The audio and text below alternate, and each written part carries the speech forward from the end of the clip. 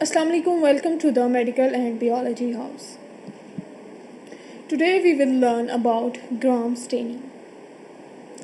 First we will see who invented Gram staining. The Gram staining technique was developed in 1884 by Danish bacteriologist Hans Christian Gram. अब gram staining जो है ये 1884 में Christian ग्राम ने जो है वो इन्वेंट की थी। अब जो ग्राम स्टेनिंग का नाम है, जैसे ग्राम स्टेनिंग का तो हमें पता है कि किसी भी चीज़ को जो है वो कलर इम्पोर्ट करना, लेकिन ग्राम यहाँ पे इसलिए इसके साथ लिखा गया है कि ये स्टेनिंग जो है वो क्रिश्चियन ग्राम ने इन्वेंट की थी, तो इसी वजह से इस स्टेनिंग का नाम जो फिर ग्राम स्टेनिंग रख दिया गया। अब देखते हैं कि ग्राम स्टेनिंग टेक्निक क्या है। Gram staining is a common technique used to differentiate two large groups of bacteria based on their different cell wall constituents. अब ग्राम स्टेनिंग टेक्निक क्या है? ग्राम स्टेनिंग एक ऐसी टेक्निक है, ये हमारी जो डेली लैब्स हैं उनमें ग्राम स्टेनिंग की प्रैक्टिस जो है वो रोज़ की जाती है। ग्राम स्टेनिंग जो है वो बहुत हेल्पफुल है लार्ज नंबर ऑफ़ बैक्टीरिया को डिफ्रेंशिएट करने के लिए। ये हमें बताती है कि अगर एक बैक्टीरिया है तो ये किस ग्रुप से जो है वो बिलोंग करता है। तो अब ग्राम स्टेनिंग एक्चुअली क्या करती है कि ये टू लार्ज ग्रुप्स को जो है वो डिवाइड करती है। किस बेस पे डिवाइड करती है कि अब ये जो बैक्टीरिया हैं उनकी जो सेल वॉल है उनमें कौन कौन से कॉन्स्टिट्यूएंट्स और कंपोनेंट्स जो हैं वो पाए जाते हैं। जैसे हम एक एग्जांपल लेते हैं समझने के लिए कि जैसे एक बैक्टीरिया जो है उसकी जो सेल वॉल है वो थिक होती है और एक जो बैक्टीरिया है उसकी सेल वॉल जो है वो थिन होती है, तो उनकी बैक्टीरियाज जो हैं उनकी सेल वॉल में कौन कौन से कंपोनेंट्स पाए जाते हैं और कौन से नहीं पाए जाते। ग्राम स्टेनिंग जो है इस बेस पे बैक्टीरिया को टू लार्ज ग्रुप्स में जो है वो डिवाइड करती है। अब हम देखेंगे purpose of gram staining. Bacteria are transparent organism, in order to visualise under the microscope they have to be stained, and gram staining divide bacteria into two types, gram positive and gram negative bacteria. अब आप देखेंगे bacteria जो हैं वो transparent होते हैं, उनको microscope में देखना फिर मुश्किल होता है, यानी हम जो है उनको विजुअलाइज नहीं कर सकते। हम जो बैक्टीरिया का सारे बैक्टीरिया जो हैं वो माइक्रोस्कोप में ट्रांसपेरेंट शो होते हैं, तो आप अंदाज़ा नहीं लगा सकते, ये प्रोडिक्ट नहीं कर सकते कि ये बैक्टीरिया जो है वो किस ग्रुप से बिलोंग करता है। अब ग्राम स्टेनिंग क्या करती है? ग्राम स्टेनिंग जो है वो बैक्टीरिया को टू टाइप्स में जो है वो डिवाइड कर देती है, जिसमें ग्राम पॉजिटिव बैक्टीरिया और जो दूसरी टाइप है वो ग्राम नेगेटिव बैक्टीरिया। अब हम पढ़ेंगे procedure of gram staining. Gram staining में सबसे पहले जो है वो हम सैंपल प्रिपरेशन करेंगे। आपको पता है कि सैंपल प्रिपरेशन जो है ये एक बहुत सेंसिटिव मैटर है, यानी अगर तो आपका सैंपल जो है वो वेल प्रिपेयर्ड है तो आपके जो आउटकम्स हैं या जो आपके ग्राम स्टेनिंग के रिज़ल्ट्स हैं वो भी वैसे ही अच्छे होंगे। अगर आपका सैंपल प्रिपरेशन में कोई कमी आ गई है या आपने प्रॉपर जो है सैंपल प्रिपेयर नहीं किया तो उसकी वजह से जो है वो ग्राम स्टेनिंग के रिज़ल्ट भी जो हैं वो अफेक्ट होंगे। अब सबसे पहले preparing a sample, label a clean glass microscope slide with your sample identification. सबसे पहले तो आपने देखना है कि सैंपल कौन सा है और आपने क्या करना है कि एक क्लीन ग्लास स्लाइड लेनी है। अब नेक्स्ट जो है नीचे बताया गया कि अक्सर ऐसा होता है कि हम इस तरह के जो है वो इंक्स इस्तेमाल कर लेते हैं स्लाइड को नंबरिंग देने के लिए, तो जिसकी वजह से क्या होता है कि जब हम रिएजेंट्स यूज़ करते हैं तो वो जो इंक होती है वो रिमूव्ड हो जाती है। तो यहाँ पे आपने स्लाइड को मार्क करने के लिए पेंसिल इस्तेमाल करनी है। अब यहाँ पे बताया गया है कि अगर if preparing your slide from a liquid bacterial culture, अगर जो है आप लिक्विड बैक्टीरियल कल्चर से जो है वो अपना स्मीयर बना रहे हैं या अपनी स्लाइड बना रहे हैं तो आपने वो कैसे बनानी है।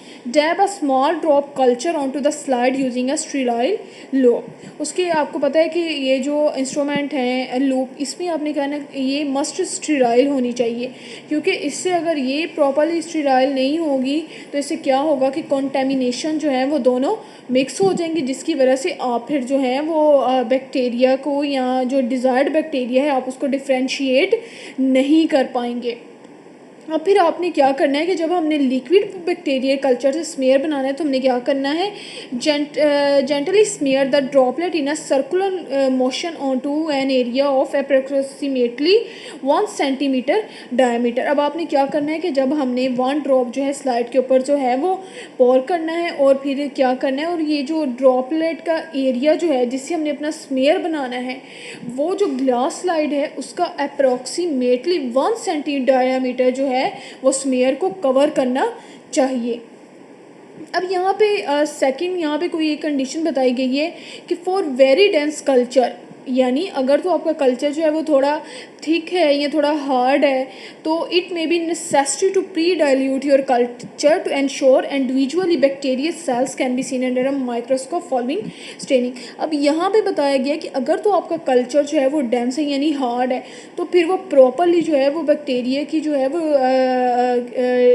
बैक्टीरिया जो है वो प्रॉपरली स्लाइड के ऊपर जो है वो आप इंडिविजुअली नहीं देख सकेंगे, यानी बैक्टीरिया जो है आपको ग्रुप्स में नज़र आएगा, तो फिर उसको प्रॉपर माइक्रोस्कोप में देखना जो है वो मुश्किल होगा। तो इसके लिए हमने क्या करना है कि हमने अपने कल्चर को जो है वो प्री डाइल्यूट कर लेना है, बिल्कुल जैसे ऊपर लिक्विड बैक्टीरियल कल्चर का बताया गया कि उसका स्मेयर कैसा बनाना है, बिल्कुल इसी तरह डेंस कल्चर को प्री डाइल्यूट करके हमने फिर अपना स्मेयर जो है वो बनाना है। अब यहाँ पे सेकंड कंडीशन बताई गई है कि if the source material is from a bacterial plate.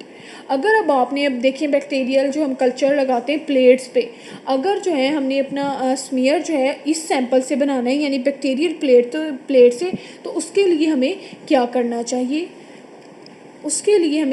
चाहिए, suspend a loop of colony material in sterile phosphate buffer saline. अब आप देखेंगे कलोनीज जो हैं वी नो दैट ड्राइड होंगी, तो उसको भी हमने क्या करना है कि हमने उसको लिक्विड कल्चर की फॉर्म में लेके आना है। तो जब हम बैक्टीरियल प्लेट से अपना जो स्मीयर बनाएंगे तो हमने क्या करना है क्योंकि उसको पीबीएस में सस्पेंड करना है, और जब वो लिक्विड फॉर्म में आ जाएगा तो फिर हमने उससे क्या करना है, अपना स्मीयर बनाना है। अब जब हम अपना स्मीयर बना लेंगे तो फिर हमने क्या करना है, हमने स्मीयर को जो है वो एयर ड्राइड करना है। जब स्मीयर जो है वो ड्राइड हो जाएगा तो हमने उसको क्या करना है, फ्लेम से या बर्नर से जो है वो 2 to 3 टाइम्स जो है हमने उसको गुजारना है। और अब हम ये क्यों करते हैं, this kills the microbes in the smear and fixes the sample to the slide. ये श्योरिटी जो है वो बहुत ज़रूरी है, क्योंकि जब हम माइक्रोब्स या माइक्रो ऑर्गेनिज़म के साथ डील करते हैं तो हमारी अपनी जो प्रोटेक्शन है वो हमारी फ़र्स्ट प्रायोरिटी होनी चाहिए। तो अब इस स्टेप पे क्या होता है कि जब हम अपने स्मीयर को फ्लेम से जो है वो गुजारते हैं तो इसका मकसद ये होता है कि हमने जो हमारे स्मीयर माइक्रोब्स जो हैं उनको वो किल करना है ताकि वो हमारी अपनी हेल्थ के लिए जो है वो हार्म ना हो सकें। This kills the microbes in the smear and fixes the sample to the slide. और फ्लेम से जो है हम अपने स्मीयर को इसलिए भी गुजारते हैं ताकि जो हमारा स्मीयर है वो अच्छे से फिक्स हो जाए। और यहाँ पे एक और चीज़ बताई गई है, be careful not to overheat the sample, however this is can distort cellular morphology. और अब हमने यहाँ पे एक ये भी ख्याल करना है कि हमने जो स्लाइड है वो ओवर हीट ना हो जाए, जिसकी वजह से है जो बैक्टीरिया की जो मॉर्फोलॉजी है वो जो है वो ख़राब हो जाए और हम जो है बैक्टीरिया को जो है वो डिफ्रेंशिएट ना कर सकें या हम उसको डिटेक्ट ना कर सकें। ये तो होती है हमारी सैंपल प्रिपरेशन। अब हम पढ़ेंगे प्रोसीजर ऑफ स्टेनिंग, यानी ग्राम स्टेनिंग का प्रोसीजर क्या है, इसमें कौन कौन से जो हैं वो इंग्रेडिएंट्स जो हैं वो इस्तेमाल होते हैं और कौन कौन से रिएजेंट्स जो हैं वो इस्तेमाल होते हैं ग्राम स्टेनिंग के लिए। Gently flood the smear with crystal violet and leave for 1 minute. अब सबसे पहले स्टेप पे आपने क्या करना है कि जो आपने स्मीयर बनाया है उसको आपने क्या करना है, क्रिस्टल वियोलेट जो है वो इस्तेमाल करना है। कितने मिनट के लिए, 1 मिनट के लिए। और उसके बाद जब आपने 1 मिनट के लिए क्रिस्टल वियोलेट इस्तेमाल कर लिए तो फिर आपने क्या करना है कि अपने स्मीयर को जो है वो आपने रिंस कर देना। आप इसको टैप वाटर के साथ भी रिंस कर सकते हैं और डिस्टिल्ड वाटर के साथ भी रिंस कर सकते हैं। अब यहाँ पे क्रिस्टल वियोलेट जो है हम क्यों यूज़ करते हैं, क्रिस्टल वियोलेट का फंक्शन क्या है। Crystal violet is a water soluble dye which enters the peptidoglycan layer in the bacterial cell wall.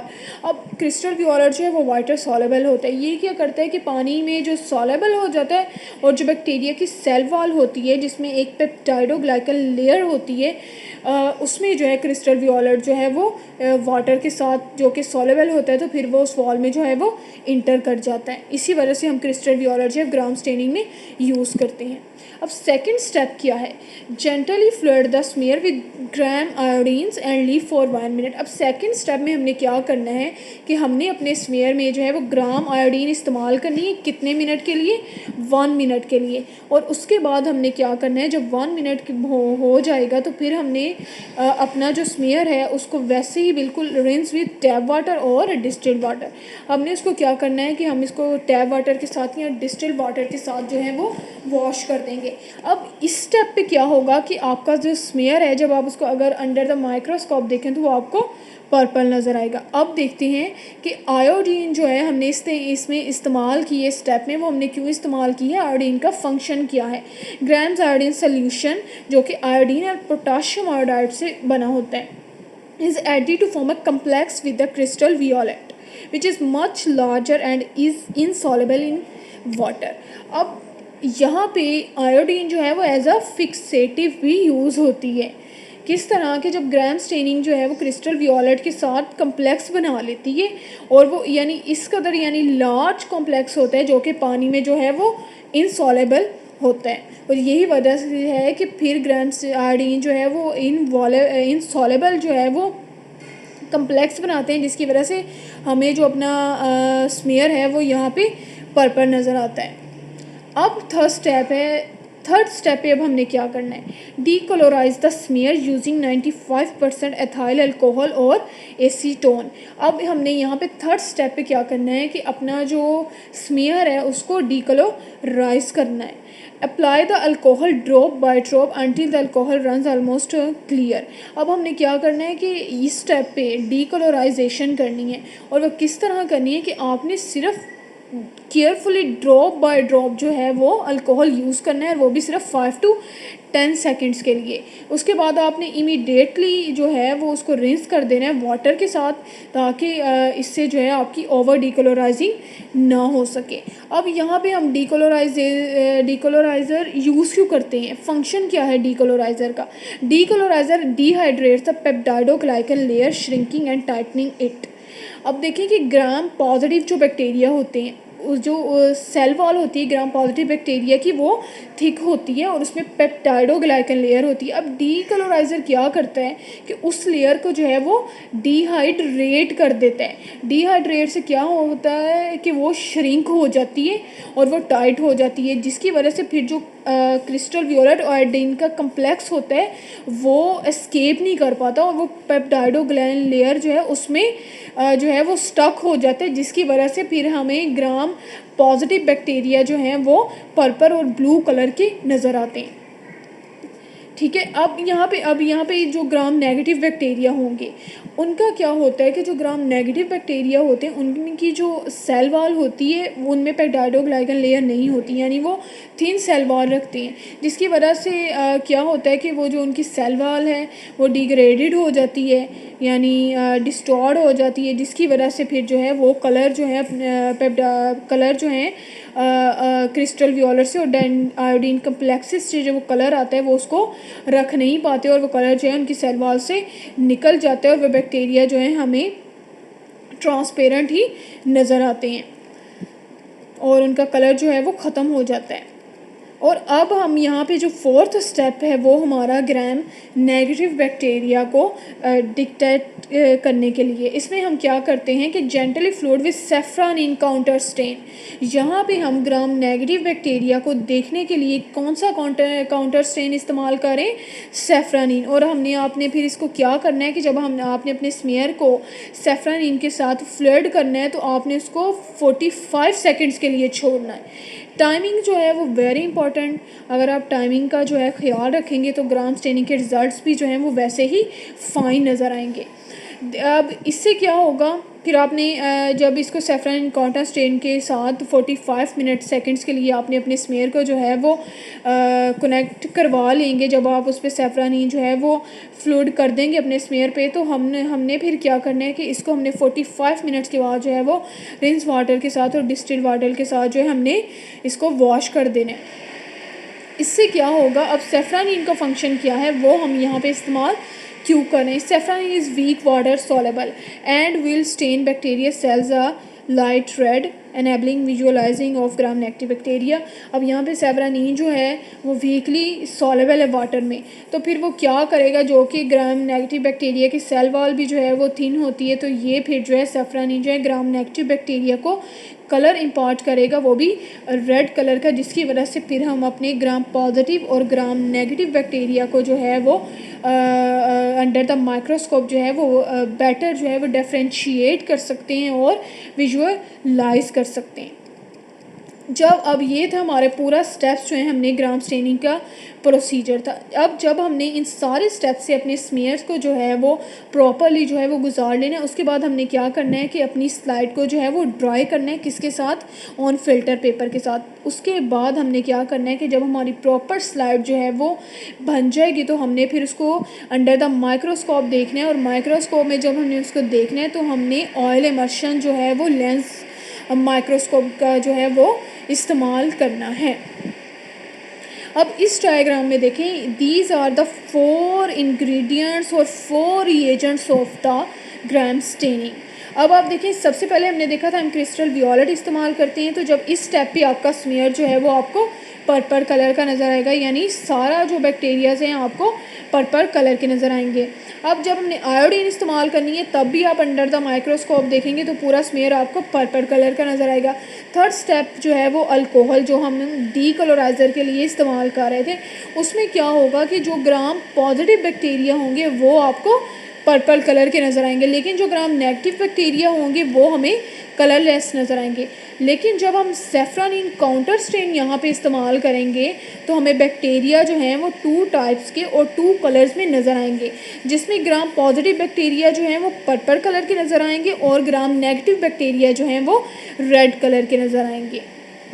अब आप रिज़ल्ट्स देखें कि जब हम ग्राम स्टेनिंग करके पूरा अपनी स्लाइड को अंडर द माइक्रोस्कोप देखेंगे तो हमें रिज़ल्ट्स में क्या नज़र आएगा, ग्राम नेगेटिव बैक्टीरिया जो हैं वो पिंक और रेड कलर के नज़र आएंगे, और ग्राम पॉजिटिव बैक्टीरिया जो हैं वो आपको पर्पल और ब्लू कलर के नज़र आएंगे। अब इस डायग्राम में आप देखें, this is gram negative bacteria, और ये किस कलर के हैं, पिंक कलर के, पिंक और रेड कलर के, और ग्राम पॉजिटिव बैक्टीरिया जो कि आपको ब्लू और पर्पल कलर के जो हैं वो नज़र आएंगे। आई होप सो कि आपको ग्राम स्टेनिंग की जो बेसिक टेक्निक है वो समझ आ गई होगी। प्लीज़ चैनल को लाइक और सब्सक्राइब करना मत भूलिएगा। Thank you so much. अल्लाह हाफिज़।